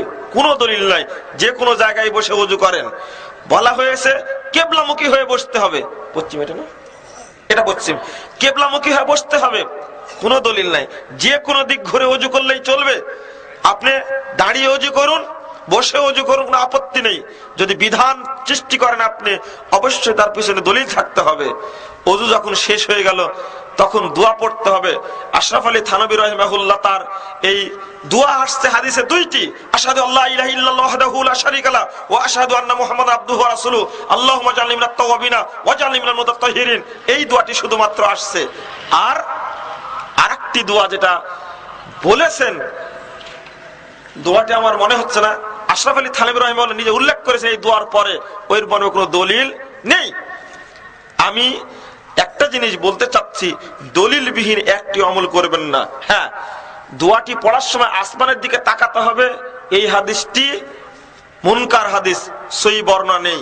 তবে তার আগে একটা জিনিস ছুটে আসছি, সেটা হলো ইস্তেনজা করার সময় আগে ঢেলা বা কুলুখ নিতে হবে, টিস্যু নিতে হবে, তারপরে পানি নিতে হবে, তাহলে এদের মর্যাদা বেশি। চালু আছে না কথাটি? আমি এই কথাটি চ্যালেঞ্জ করে গেলাম, পৃথিবীর কোন গ্রন্থে বর্ণিত হয়েছে এই হাদিস দেখাতে হবে আপনাকে। এই হাদিসটির কোনো ভিত্তি নেই, কোনো ভিত্তি নেই। একটা হাদিস চালু আছে, বিভিন্ন বইও লেখা আছে। যখন সূরা তওবার 108 নম্বর আয়াত নাজিল হলো, যখন সূরা তওবার 108 নম্বর আয়াত নাজিল হলো, আল্লাহু ইউহিব্বুল মুতাতাহহিরিন, আল্লাহ পবিত্রতা হাসিলকারীদেরকে ভালোবাসেন। তখন কুবাবাসীকে জিজ্ঞেস করলেন আল্লাহ রাসূল, ঘটনা কি? তখন বলল যে আমরা ইস্তেঞ্জা করার আগে ঢেলা নিয়ে থাকে, তারপরে পানি নিয়ে, তখন আল্লাহ রাসূল বলেন যে এই কারণেই তোমাদের প্রশংসা করা হয়েছে। এটা একটা ডাহা মিথ্যা কথা চালু আছে। আবু দাউদ নিয়ে আসেন। এখন আবু দাউদের প্রথম খণ্ডে 17 পৃষ্ঠায় একটা হাদিস বর্ণিত হয়েছে, একই ঘটনা। মক্কার লোকেরা কেবলমাত্র পানি ব্যবহার না করে শুধু ঢেলা দ্বারা ইস্তেঞ্জা করত, আর কুবাবাসীর আদর্শ ছিল তারা ঢেলা গ্রহণ করত না, তারা গ্রহণ করত শুধু পানি। যখন আয়াত নাজিল হলো, আল্লাহ রাসূল জিজ্ঞেস করলেন কি ব্যাপার, তারা বলল নাস্তানজি বিল মা, আমরা পানি দ্বারা ইস্তেঞ্জা করে থাকি, এটাই আমাদের বৈশিষ্ট্য। আল্লাহ রাসূল বললেন ফা আলাইকুমুহু, এই পানি দ্বারা ইস্তেঞ্জা করার কারণেই আল্লাহ তোমাদের প্রশংসা করেছেন। তাহলে বোঝা গেল যারা পানি দ্বারা ইস্তেঞ্জা করে তার জন্য প্রশংসা। আমি আপনাদের একটি কথা বলতে চাই, সেটা হলো যে যখন পানি না পাবেন তখন আপনি ঢেলা বা কুলুক নেন, পরে আর পানি নেওয়ার প্রয়োজন নেই। হ্যাঁ, আপনার সন্দেহ হচ্ছে পেশাব থাকলোই না থাকলো না, তাই না? আল্লাহ রাসূল ব্যবস্থা করে জানলেন। আল্লাহ রাসূল তো ১৫০০ বছর পরে বলে গেলেন ওযুর পরে পানি ছিটিয়ে দাও, তাহলে যথেষ্ট হয়ে যাবে। এটা তো হাদিস প্রমাণিত। এরপরে যখন সালাতে যখন দাঁড়াচ্ছেন, সালাতে দাঁড়িয়ে পড়ছেন, জায়নামাজে দাঁড়িয়েই পড়ছেন ইন্নী ওয়াজ্জাহাতু ওয়াজহা লিল্লাযী ফাতারাস সামাওয়াতি ওয়াল আরদ হানিফা ওয়া মা আনা মিনাল মুশরিকিন, পড়েন না? আছে। এটা একটা দলিল যার প্রমাণে কোনো ভিত্তি শরীয়তে পাওয়া যায় না। হ্যাঁ, যেটা প্রচলিত নিয়াত, যেটা নাইতানুসাল্লি আরবা রাকাতাম মিনাজ যোহরে যেটা বলা হয়, এটা অনেক আপনারা বাদ দিয়েছেন, এর তো দলিল নাই। কিন্তু জায়নামাজে দাঁড়িয়ে যে দোয়া পড়তে হবে, এই প্রমাণে দলিল কোথায় পাওয়া গেল? খুঁজুন আপনি। রাত্রির সালাতে আল্লাহ রাসূল পড়েছেন তাহাজ্জুদে আল্লাহু আকবার বলে হাত বাঁধার পরে এই দোয়াটি পড়েছেন, হাদিস আসছে সহিহ মুসলিমের মধ্যে। কিন্তু জায়নামাজে দাঁড়িয়ে এই দোয়া পড়তে দলিল পাওয়া যায় না। এবার দেখেন, যেহেতু সময় সংক্ষেপ, আমি এই কয়েকটা বিষয় আলোচনা করব যেটা মতনক্য আমাদের মধ্যে বাড়িয়েছে, মসজিদ থেকে গন্ডল করেছে। তার মধ্যে একটা জিনিস হলো আল্লাহু আকবার বলে আপনি হাত বাঁধবেন কোথায়? নাভির নিচে না বুকের উপরে? এটা একটা দ্বন্দ্ব না, বড় বিশাল দ্বন্দ্ব। আরেকটি হলো রফুলে আদাইন করবেন কিনা রুকু থেকে উঠার পরে রুকুতে যাওয়ার সময়, এই একটা। সূরা ফাতিহা ইমামের পিছনে পড়বেন কিনা, আর আমিন বলবেন কিনা জোরে না আসতে। এই মৌলিক চারটি বিষয়। আর দুইটা আছে খুব গুরুত্বপূর্ণ, শেষে তারাবি 8 রাকাত পড়বেন না 20 রাকাত পড়বেন। আর একটি হলো ঈদের তাকবীর 12টা না 6টা। মনে হয় এই মৌলিক 6টা বিষয় খুবই দ্বন্দ্ব সৃষ্টি করে সমাজের মধ্যে, অথচ কোন দ্বন্দ্ব নেই। আপনি যদি নিরপেক্ষ দৃষ্টিতে দেখেন, শুধু একটা জিনিস আমি যদি বলি আপনাদেরকে, হাত আপনি কোথায় বাঁধবেন? নাভির নিচে না বুকের উপরে বাঁধবেন? আপনি কোথায় বাঁধবেন? মনে করুন আপনারা বুকের উপরে হাত বাঁধার পক্ষে, আর আমি আজকে নাভির নিচে হাত বাঁধার পক্ষে। এই দুই ধরনের মানুষ আজকে আছে এখানে। আপনারা বাঁধেন কোথায়? বুকের উপরে, আর আমি বাঁধে নাভির নিচে। দুইটা হাদিস আছে, স্বীকার, যেটা হাদিস আছে স্বীকার করতে হবে। তার মধ্যে ইমাম আবু দাউদ রাহিমাহুল্লাহ, তার জন্ম হলো 202 হিজরিতে, মৃত্যু হলো 275 হিজরিতে। কথাটা মনে রাখবেন। আজকে চলছে কত? 1433 হিজরি চলছে। 202 হিজরিতে জন্ম, 275 হিজরিতে মৃত্যু, সেই সময়ের কথা বলছে। আবু দাউদের মধ্যে তিনি 4টা হাদিস নিয়ে আসছেন। তার মধ্যে 3টি হাদিসেই উল্লেখ করা আছে তাহতা সুররা, অর্থাৎ নাভির নিচে হাত বাঁধতেন। একটা হাদিস উল্লেখ করেছেন বুকের উপরে। এবার ইমাম আবু দাউদ এই নাভির নিচের হাত বাঁধার হাদিসগুলোকে, এই 3টা হাদিসকেই তিনি জয়ীফ বলেছেন। প্রথম হাদিসে বলেছেন লাইসা বিল কবি, নির্ভরযোগ্য নয়। তারপরে বলছেন যে জয়ীফুন, এটা হলো জয়ীফ। আরেকটা হাদিস উল্লেখ করে বলছেন ফিহি আব্দুর রহমান ইবনে ইসহাক, এর মধ্যে ইবনু ইসহাক আছে, ওয়া হুয়া ইউদাইফু আহমদ ইবনে হাম্বল, ইমাম আহমদ এটাকে জয়ীফ বলেছেন। কথাটা কি বোঝাতে পেরেছি আপনাদেরকে? এতদিন পূর্বে বলে গেছেন, এটা তো আমার কথা নয়। আপনি আবু দাউদ খুলেন, যখন দলাদলি হয়নি, বিভক্তি হয়নি, তখনকার কথা এটা। আমি এরপরে তিনি হাদিস নিয়ে আসছেন কারণ নবী সাল্লাল্লাহু আলাইহি ওয়াসাল্লাম ইয়াদাহু ইয়াদাল ইয়ামনা আলা আল ইউসরা,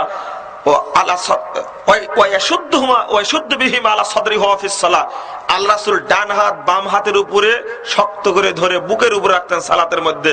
এই হাদিস নিয়ে এসে আর তিনি কোনো মন্তব্য করেননি। হ্যাঁ, সহিহ বুখারীতে হাদিস আসছে, 740 নম্বর হাদিস খুলেন সহিহ বুখারী, নির্দেশ দেওয়া হতো হাতের উপরে হাত রেখে সালাত দাঁড়ানোর জন্য।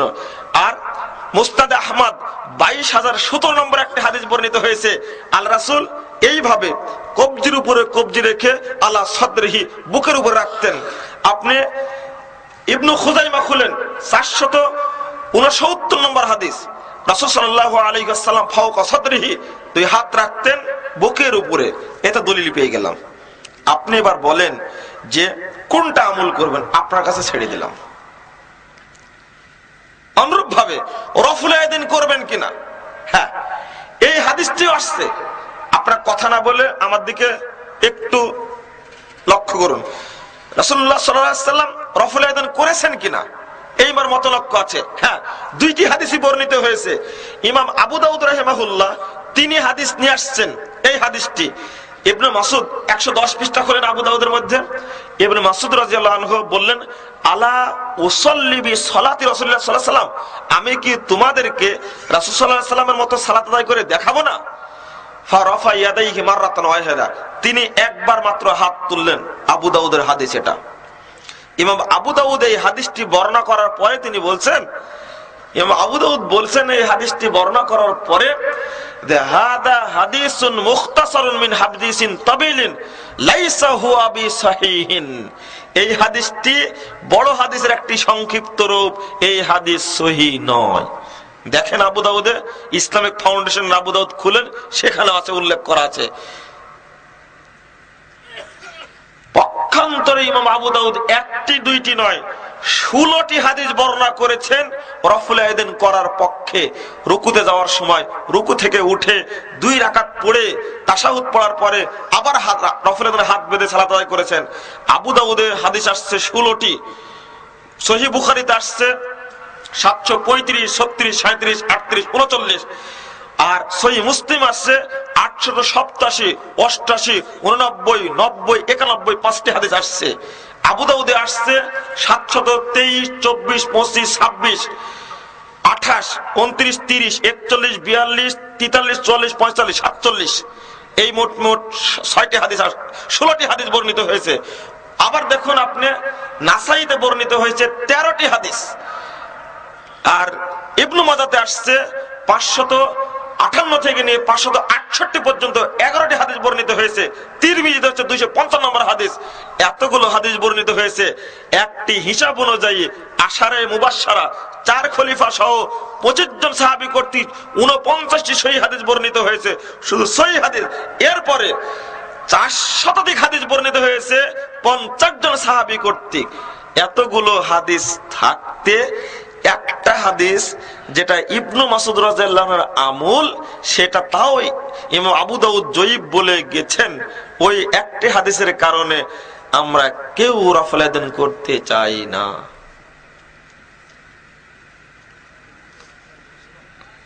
জি, প্রশ্নোত্তর এখন দেব। আমিন বলা সম্পর্কে 2টি হাদিস বর্ণনা করেছেন ইমাম তিরমিজি। ইমাম তিরমিজির জন্ম হলো 209 হিজরিতে, মৃত্যু 279 হিজরিতে। ইমাম তিরমিজির জন্ম 209 হিজরিতে, মৃত্যু 279 হিজরিতে। ইমাম তিরমিজি রাহিমাহুল্লাহ 2টা হাদিস বর্ণনা করেছেন যে রাসূল সাল্লাল্লাহু আলাইহি ওয়াসাল্লাম যখন ওয়ালা গায়রুল মাগদুবি আলাইহিম ওয়ালাদ দাল্লিন বলতেন, তখন আমিন বলতেন। আমিনটা কি?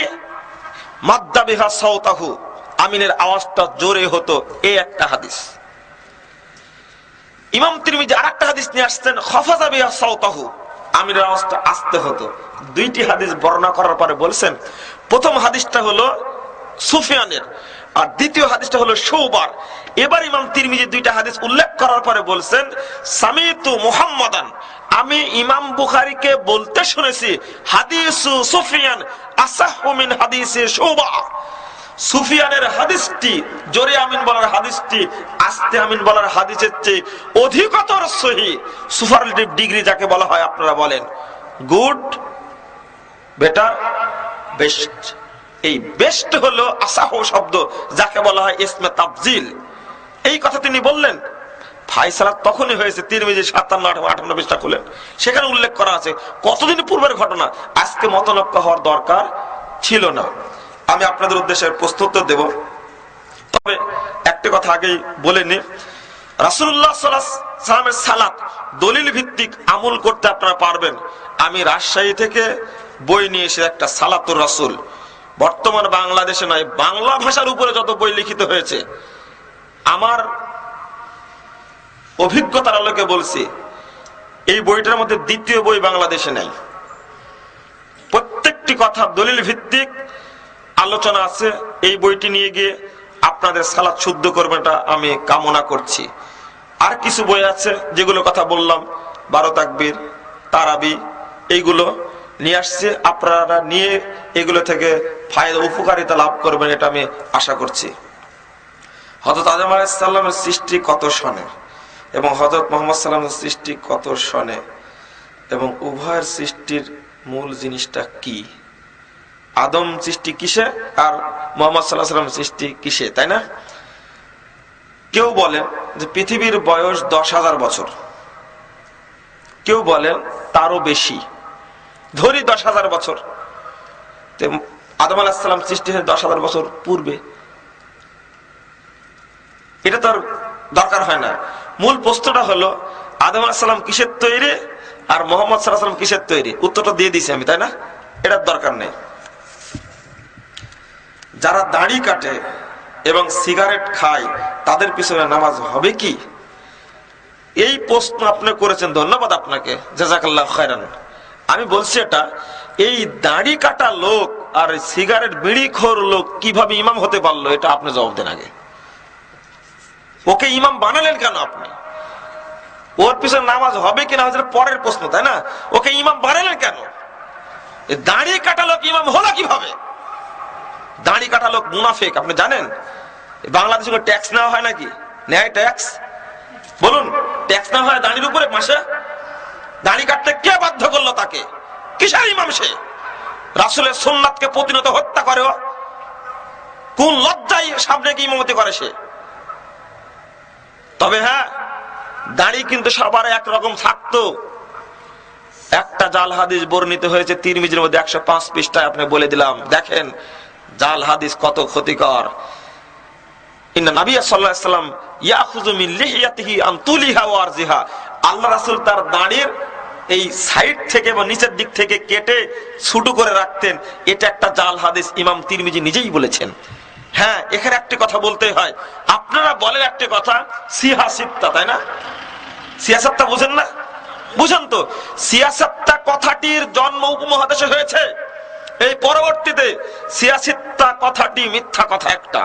আপনি বলবেন এত বড় কথা মানে? অবশ্যই মিথ্যা কথা এটা। কারণ ইমাম তিরমিজি এই হাদিস বর্ণনা করার পরে বলছেন এই হাদিসটি জাল, এই দাড়ি কাটার হাদিস জাল, দাড়ি কাটার হাদিস জাল। ইমাম যায়েদ ইবনে আসলাম বলেছেন, মান আমিলা বি খবরিন সাহহা আন্নাহু কিজ ফাহুয়া মিন খাদামিশ শয়তান, যে ব্যক্তি জাল হাদিসের উপরে আমল করে ওই ব্যক্তি শয়তানের ইবাদত করে। বলুন নাউজুবিল্লাহ। তাহলে আপনি চিন্তা করুন, দাড়ি কাটা ছাটা চাষা কোনোটাই যাবে না, দাড়ি উঠেছে ছেড়ে দিতে হবে, এটাই হলো রাসূলুল্লাহ সাল্লাল্লাহু আলাইহি ওয়াসাল্লামের সুন্নাত। আর দাড়ি কাটা হলো জাল হাদিস, এটা চলবে না। সিগারেট তো টাটকা হারাম। এটা বিড়ি, সিগারেট, জর্দা, গুল, আলাপাতা, গাঁজা, চুয়ানি, ফেন্সিডিল খাওয়াটা হারাম। মনে রাখবে, একটা হাদিস এখানে অনুবাদ করে যায়। রাসূলুল্লাহ সাল্লাল্লাহু আলাইহি ওয়াসাল্লাম বলছেন, যারা সুদ খান, যারা ঘুষ খান, যারা গ্রামীণ ব্যাংকের সদস্য, আশা ব্যাংকের সদস্য, ডেস্টিনির সদস্য, যারা আপনারা সুদ নিয়ে ব্যবসা করছেন, তাদের উদ্দেশ্যে বলছি এই কথাটা মনে রাখবেন, আপনাদের রক্ত হালাল নয়, হারাম হয়ে গেছে সুদ খেয়ে থাকেন যদি। আমি আবারও বলছি, সুদ যারা খায়, এমনকি যারা যৌনাচার ছড়ায়, দোকানে টিভি রেখে ব্যবসা যারা করছে, নগ্ন মহিলাদের নাচ দেখাচ্ছে, চা বিক্রি করছে, এই টাকা অবশ্যই উপার্জন হারাম হবে, নিঃসন্দেহে হারাম হবে, 100% হারাম হবে। কারণ নগ্নতা দেখিয়ে ব্যবসা করছে ও। এই ব্যবসায় যদি ওর 1 টাকা লাভ হয় মাসে, তবুও সমস্ত সম্পদ হারাম হয়ে যাবে, এতে কোনো সন্দেহ অবকাশ নাই। হ্যাঁ, একটা হাদিস শোনাই। রাসূলুল্লাহ সাল্লাল্লাহু আলাইহি ওয়াসাল্লাম বলছেন, সালাসাতুন কদ হারামাল্লাহু আলাইহিমুল জান্নাহ, তিন শ্রেণীর মানুষের উপরে জান্নাত হারাম। আবারও বলছি, আল্লাহ রাসূল বলছেন তিন শ্রেণীর মানুষের উপরে জান্নাত হারাম। তার মধ্যে এক শ্রেণী হলো মুদমিনুল খাবার, যারা নেশাদার দ্রব্য পান করে তাদের উপরে জান্নাত হারাম। গাঁজাখোর, মদখোর, জোয়ানিখোর, ফেন্সিডিলখোর, বিড়িখোর, হিরোইনখোর, মদখোর, আলাখোর, জর্দাখোর, বিড়িখোর, সিগারেটখোর, যেটাই খান না কেন হারামে জর্জরিত, খেলে আপনার দেহ অপবিত্র, এই অপবিত্র দেহ জান্নাতে যাবে না। আপনাকে ছাড়তেই হবে আজকে তওবা করতে হবে। 2 নম্বর হলো লাক্কু, যারা পিতামাতার অবাধ্য তারা জান্নাতে যাবে না, জান্নাতের উপর হারাম। পিতামাতাকে দেখতেই হবে মৃত্যু পর্যন্ত, পিতামাতাকে ছাড়া যাবে না, পিতামাতার খেদমত করতেই হবে। 3 নম্বর হলো দায়ুস, আল্লাযী ইয়াকুরু ফি আহলিল খাবাস, ওই দায়ুস ব্যক্তি যে তার পরিবারে পর্দা চালু রাখেনি, পরিবারে বেহায়াপনা আছে, পর্দা নাই যে পরিবারে, এই পরিবার আপনার মাথায় যত বড় টুপি থাক না কেন, পাঞ্জাবি যতই শক্তিশালী হোক না কেন, যতই সুন্দর হোক কেন, মক্কায় আপনি 7 বার ঘুরে আসে তা যায় আসে না, পরিবারে যদি পর্দা না থাকে রাসূলের হাদিস অনুযায়ী প্রমাণিত হয়, আপনি অবশ্যই আপনার উপর জান্নাত হারাম, নিঃসন্দেহে হারাম। আল্লাহ রাসূল বলেছেন হারাম। আপনি আপনার পরিবারে গিয়ে দেখেন, আপনার মেয়ে কলেজে যায়, অবশ্যই বুরকা পরে না, ফতুয়া গায়ে দিয়ে কলেজে যায়। আপনার মেয়ের মাথা ছোট করা আছে, আপনার মেয়ের এই আঙ্গুলের নখগুলো বিড়ালের মতো বড় বড় করে রেখেছে, ও মাথায় টিক দেয়। মাথায় টিক দেওয়া হলো ইহুদি খ্রিস্টানদের পতিতালয় মহিলাদের সুন্নাত, এটা নাউজুবিল্লাহ, এটা করতে পারে না। অবশ্যই এই দায়ুস ব্যক্তি জান্নাতে যাবে না, এটা আল্লাহ রাসূলের পরিষ্কার ভাষা। অতএব এই এলাকার মা বোনদের উদ্দেশ্যে বলবো, আগামী কাল থেকে যেন এটা শুরু হয়, বুরকা পরেই প্রত্যেক পরিবারের মহিলাদেরকে বের হতে দেওয়ার চেষ্টা করতে হবে।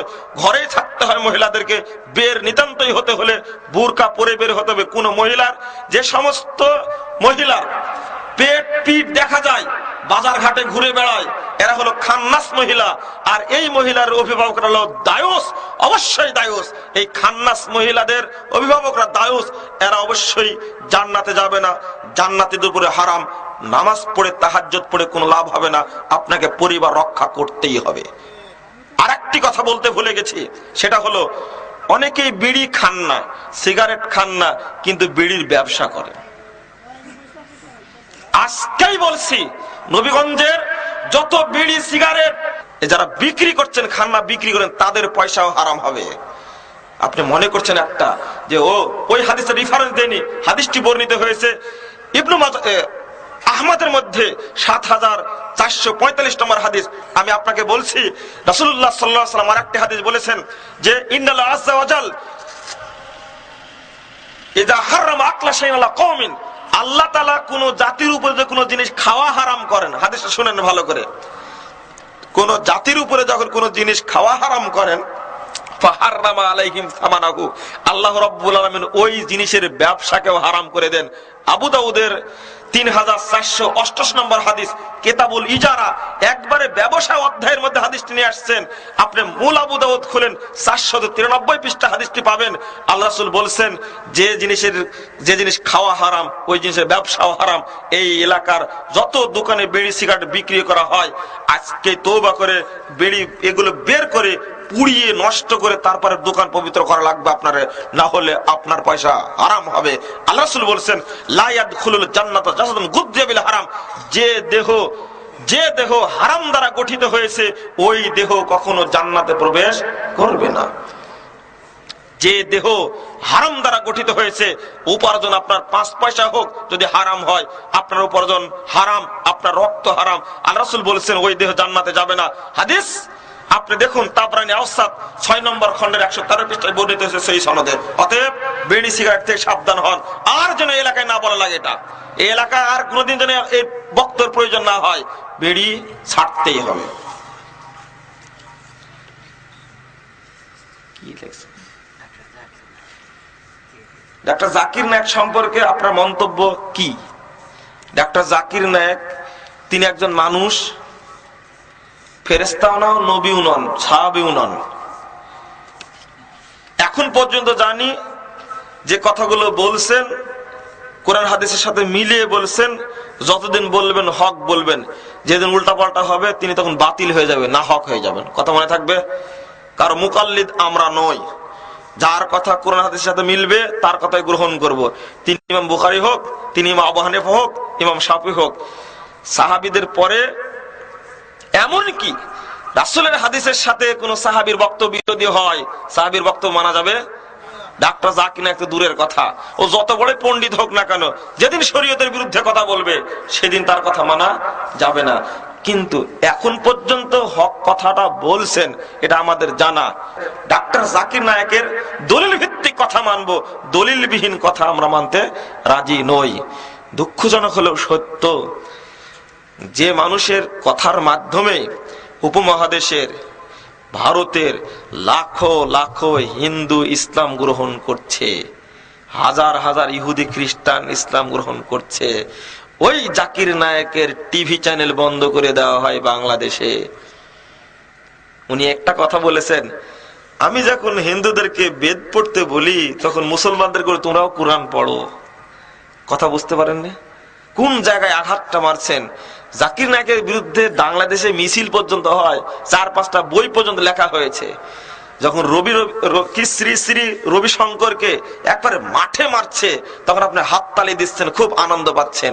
কিন্তু যেদিন বলেছেন ডাক্তার জাকির নায়েক সালাতে আমিন জোরে বলতেই হবে, বুকের উপর হাত বেঁধে সালাত করতে হবে, সেদিন বলেছেন এ হলো দালাল, আমেরিকার দালালে একটা।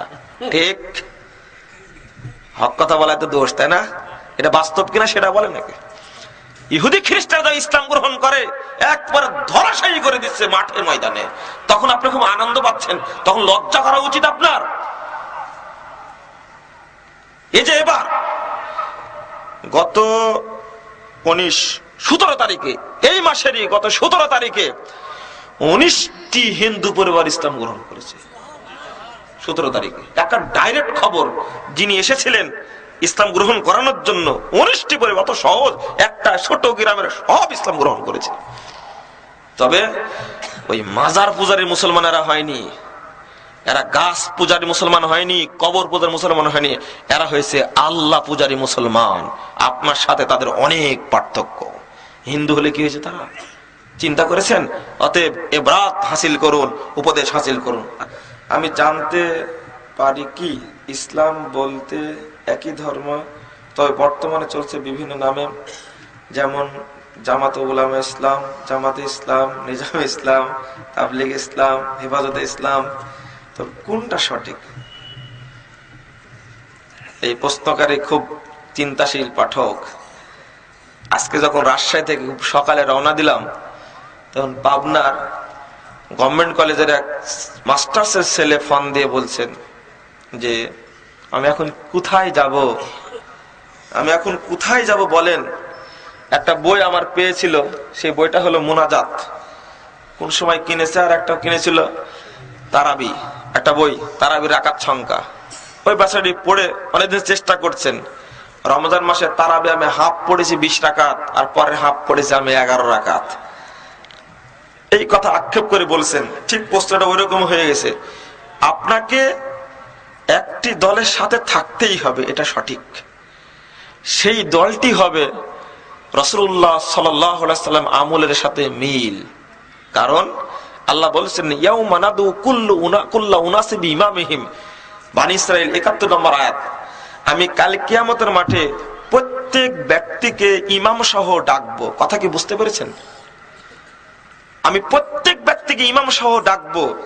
আপনি চিন্তা করুন কাল কিয়ামতের মাঠে আপনার ইমাম কে হবেন? মুহাম্মদ সাল্লাল্লাহু আলাইহি সাল্লাম ইমাম হবেন না অন্য কোন ব্যক্তি ইমাম হবে? যদি মুহাম্মদকে ইমাম বানাতে চান আপনি, আপনার সালাত, আপনার সিয়াম, আপনার হজ সব দলিল ভিত্তিক মুহাম্মদ সাল্লাল্লাহু আলাইহি সাল্লামের তরিকায় আমল করতে হবে।